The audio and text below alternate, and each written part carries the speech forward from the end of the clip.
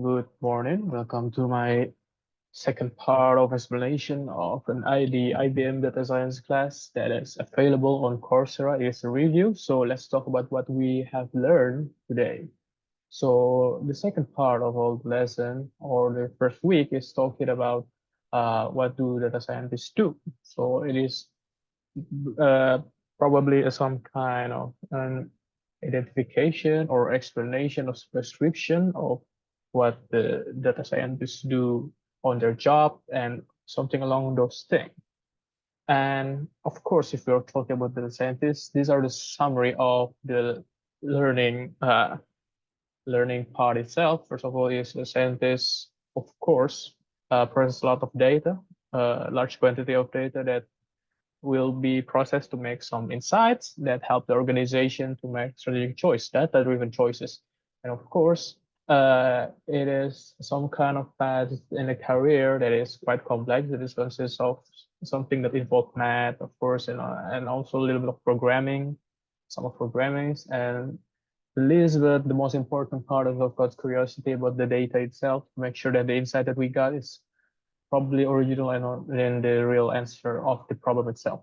And of course, just like what I said in the last part, the professor told me that the three most important things about the being a data scientist is the first of all is curious.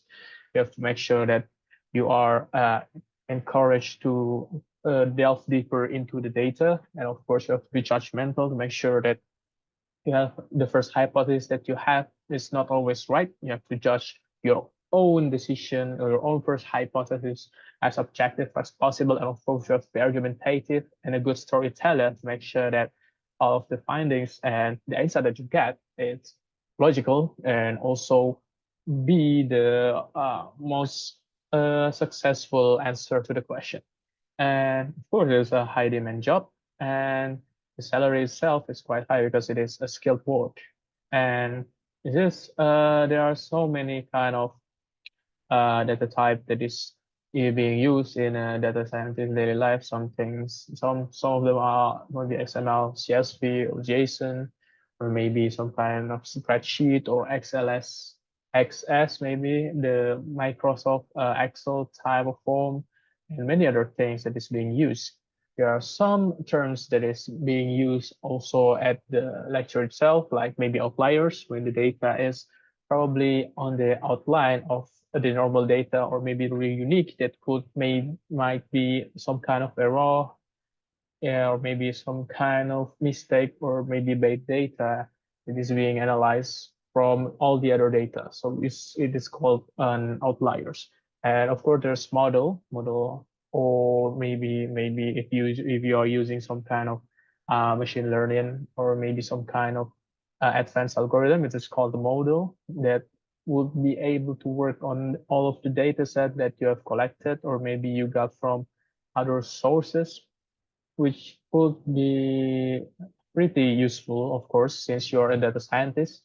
Some of the examples are maybe you can say that there is the algorithm of regression, which was being explained by the professor by the example of taxi or cab driver. If you ever use some kind of taxi, and you see that the fare, or maybe you have to pay about $2.5 every kilometers. How did they decide to do that? And why do it keeps going up about maybe 50 cents every 1 kilometers? Why does it only go up about 50 after $2.5 in your first when you first step in on the cab? It is all calculated, it is all formulated basically by regression, by doing some kind of research between time and fare and or the payment itself. You can see the relation of it, how people usually pay on a certain amount of distance, and through that regression, we can see the cap fare or maybe the cap payment being formulated by the company. And other than that, there is also k nearest neighbor when you have a cluster of data, many data set which large of quantities of data, and you use k nearest neighbor to do some clustering to data that has a similar type or maybe similar things so that you can find an insight of a trend or something. So that's all probably the thing that was being explained on the class itself. I believe it was really interesting. See you in the next part, and thank you for listening.